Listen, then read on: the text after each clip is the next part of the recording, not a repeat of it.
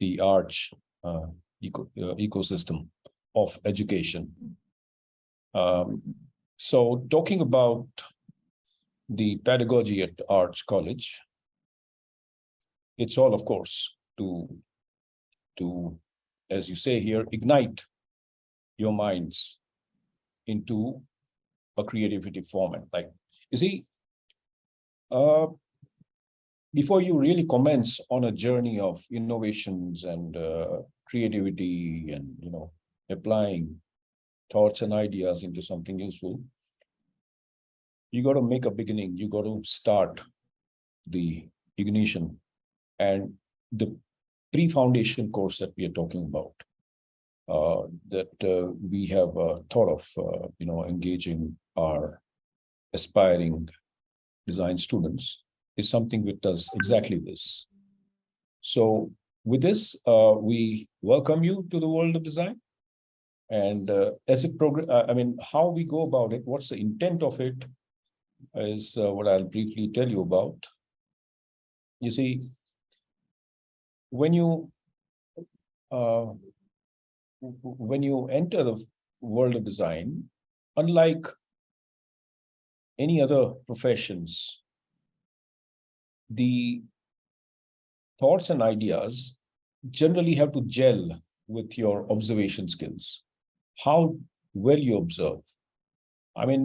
Technically, we may have a vision, we may be able to see far and wide, but not in the true sense of the word from a designer's perspective, because when you want to create something, the observation has to be extremely deep. There have to be lots of whys and lots of hows as to why things are this way, how things are that way, and how can it be different? How can it be better? Now, these observation skills only come through various exercises, various projects. So one is to, develop these skills, reflective thinking, what your creative thoughts, your innovation thoughts are all about. How do you reflect it into something which has a meaning, and the meaning is carried forward into people who are going to use your creations. Now, design is also all about co-learning and co-creation. Sitting alone in a corner, we cannot just, innovate and make, but by joining hands, by joining thoughts, by joining energies, the synergy gets together. And through that co-learning and co-creation, we progress much further. So our tasks, our exercises, our projects is all about, observation, reflective thinking, co-creation, co-learning, teamwork, basically. Divergent solutions and convergent choices. Now, what do we mean by divergent solutions? Divergent solutions means there is not just one way of solving the problem. So we brainstorm, we do mind mapping, we think of different ways of solving the problems in a divergent way. In so many different possibilities are there. But when you want to offer a solution, a design solution, which can be useful for a certain set of society or people, you have to converge all these thoughts into something which is focused around that.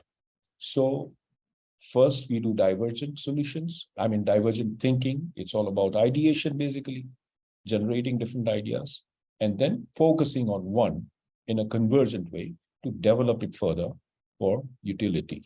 Now, whether this is in product design or whether it's in communication, in fashion, in jewelry, in interiors, the ground thinking is the same. Okay, I think just leave it at this slide. Can you go back, please? Yeah, okay. So, the chart, the diagram out here tells you about environment, skills, digital innovations. This is, of course, the new age, and slowly we are entering from physical products into digital and even phygital products. I mean, the combination of both the two. And most of us are using it this way. And it calls for an approach to design which is very specific to these things now. So the skills like, hands-on skills, why just hands-on? Even thinking skills, team learning, talking about how your designs can affect the environment. So we have to be sensitive to that. So, all these important aspects are part of our pre-foundation program. It's a diverse course. Now, design studies, if you really, if you analyze it, there are so many aspects to it. It's all about, combining the skills, thinking, the contextual aspects of it into something which is ultimately going to be of some utility or the other. Now, thinking itself is of so many different types. And this, like whether it's critical thinking, conceptual thinking, pragmatic, iterative, sustainable thinking, futuristic thinking. Now, as the terms, are shown here, it's quite understandable. What is critical thinking? How do you analyze? So these are parts of our projects and exercises, and it trains you in these things. Now, even if you take up any other courses in this, these are very important. And how you integrate it with your innovative ideas and creativity is something which will ultimately give you something which can be of good utility. Divergent thinking, convergent thinking, as we talked about, kinesthetic thinking. Now, what is kinesthetic thinking? Now, this is also very interesting, where you see, when we have synesthesia, I'll say, I mean, you see one sense affecting the other sense, and how that triggers off different ideas. Visual thinking, spatial means space. How do you organize spaces? How do you organize form in space? And how do you make it visually, not just appealing, but functional? So you synthesize this as part of a design thing. So in development of skills, you see, there are hard skills and soft skills. Now, what is form generation? How do you give a shape? How do you give a form to anything? Now, whether it's a two-dimensional form or a three-dimensional form, multi-dimensional form, it may have even some other aspects to it, like sound also. So generating forms which are it has a good utility along with good aesthetics and function. So we deal with different visualization techniques. We train you in that. We give you different fabrication techniques, hand skills, digital skills, communication skills, and so on. Now we come to the third one, contextual. So how do you manage the context? So the project even allows, or rather gives you an opportunity to learn these aspects of it. Communications, collaborations, managing all these things in a contextual way. So when you put all these things together, you kind of have an ability to make things in a way that has a very strong utility. And it gives you a kind of an ability, we call it the design ability. So the design goals for this and the design learning methods are these: that think for the society. You don't start from the bottom and first you think of an idea and then you say, how can it be useful to the society? No, not that way. First, think of what the society, what the environment, what people want, and then you go down towards. So that would mean empathizing. Empathy is a very important aspect of it, to really find out what is actually the need. And this means different new skills have to be developed. So we train you in that too. And ultimately, when you offer the solutions, it's delightful not just for the users, but for the designers and for the society at large. Now,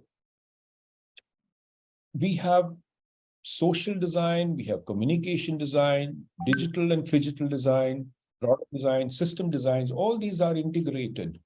No matter what course, what vertical in design that you choose, all will have some aspect of the other in different proportions.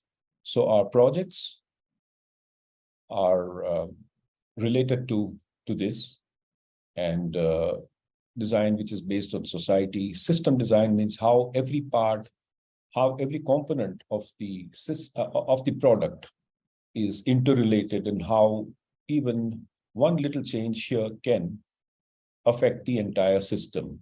So to be sensitive to that.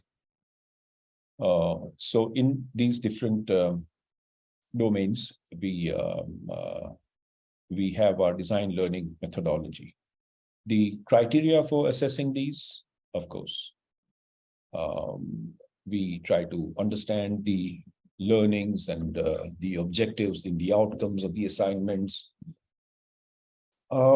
Discipline is extremely important, because even when we go out in real life situation, unless you are disciplined, unless you work according to time and requirements, things won't, really come in your way that way. So academic benchmarking and quality standards are, based on all these things. So digital and social media feedback and engagement, that's another way. So how we take feedback from your work is through digital media. It could be online, through different digital social medias, and also participation in co-curricular and extracurricular activities.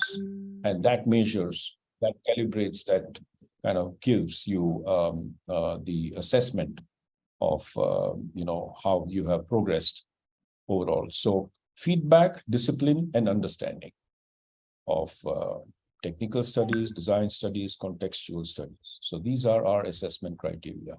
And the journey is it starts with the foundation, where you develop thinking skills, exploring the depths of the elements of design through experimentation, through different tasks, exercises, which you discover by yourself also. Professional practice, yes, and then developing technical skills in so many different, using different tools. Now, tools, not necessarily just hand mechanical tools, but softwares and all the other the new age tools and techniques that we have. Project-based learning in the third year, and then it goes through the experience that you'll all have in internships, industry experience. So that gives you a real, a reality experience in how you can apply your creative thinking and how you'll be accepted in the industry. The graduation project in the fourth year, also you have incubation and portfolio development. Portfolio development is also a very important aspect, because you have to show to the world, or to whoever may want to utilize your services, how you have developed your skills, what are your skills, what are your specialities in it. So portfolio development is an important aspect in that. So all these things are you're trained for in the 4 years, and at the end of it, you will come back with a wonderful learning experience, full of not just fun, but something which is satisfying also,